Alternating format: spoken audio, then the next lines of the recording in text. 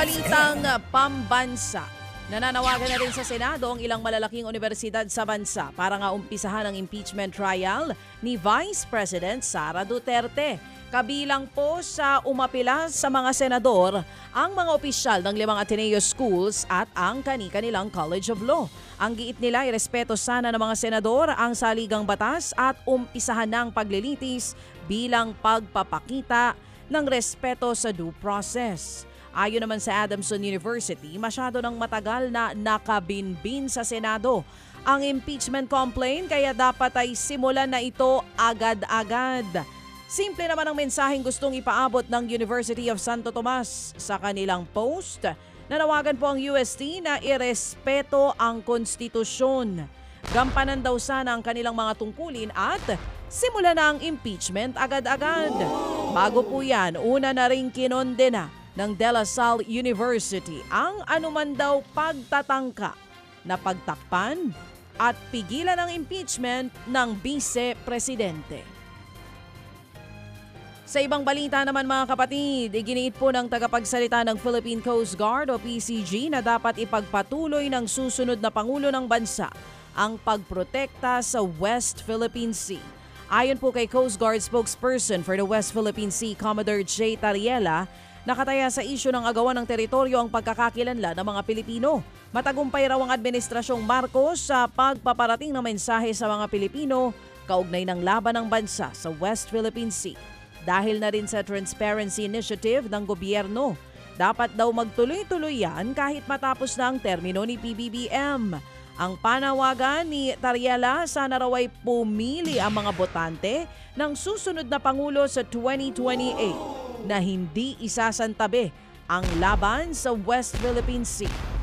Naniniwala rin ang ilang eksperto na magiging numero 1 issue sa 2028 presidential elections ang agawan ng teritoryo laban sa China. Nagbabala naman po si Senator Win Gatchalian na posibleng mauwi sa mas malaking problema kung bubuwagin po ang K-12 program. Ayon po kay Gatchalian, matapos maghain ng panukala si Senator Jinggoy Estrada na alisin na ang senior high school dahil bigo raw nitong matupad ang ipinangako na mga benepisyo. Ang giit naman ni Gatchalian, posible itong magdulot ng mas malaking problema. Kung mawawala raw kasi ang SHS, gagraduate ng mas maagang mga bata at mapipilitang tumanggap ng mga trabahong mababa ang sweldo. Ang mungkahi ng senador, imbis na bawasan ng K-12, mas mainam daw kung college na lamang ang bawasan para maging 3 imbes na 4 na taon. Ano daw? Litong-lito na ba kayo? Ano ba? Mag-usap-usap muna kaya kayo. Ano ba talaga? Naguguluhan na yung mga magulang, pati yung mga estudyante, pati mga teachers.